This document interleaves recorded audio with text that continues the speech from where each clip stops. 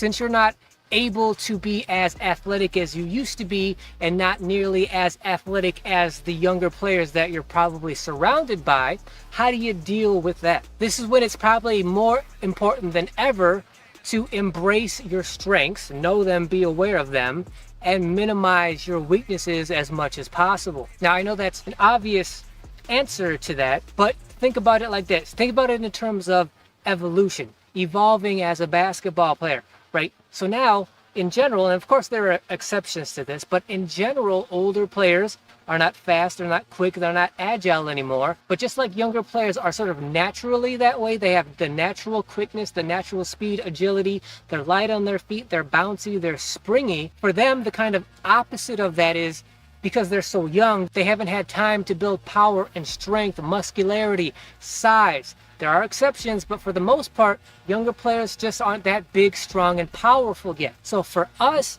the opposite needs to be true, right? We're older, so we're slower. But with slowness should also come the fact that we have years, 10 plus, 15 plus years of time to build muscle, strength, power. Because it's faster, easier to build agility, quickness, speed, way quicker to do that than it is to build muscle strength and power. So because we have 10 plus years of age and experience on these younger players, that means, at least theoretically, we should have 10 plus years of muscle strength, power that they don't have yet.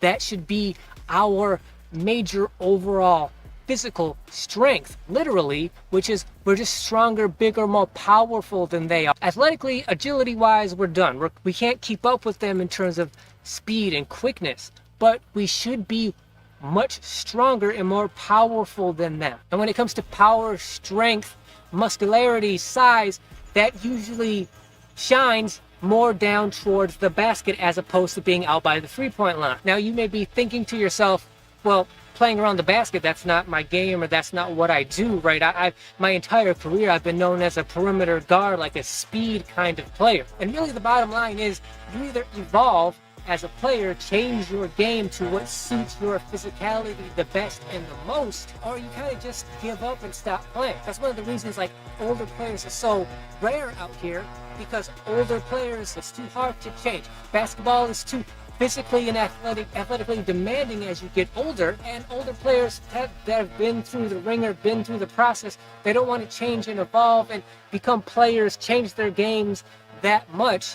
It's too difficult, it takes too much time, too much effort, and you know they've been through the process, they're done, they just give up, they walk away, and they just give up on basketball. But for those of us who want to stick around and want to be the rare older guy, well, you don't have any choice. You have to evolve, you have to change your game and do what suits you better. And for the most part, that's going to be, well, I'm bigger, stronger than most of the young, agile players around me. That's just going to put you more towards the basket. So either you want to evolve and figure out how to play more effectively around and near the basket, or you don't, and you just get embarrassed by younger players over and over again to the point where you probably get fed up with it, frustrated, and then give up.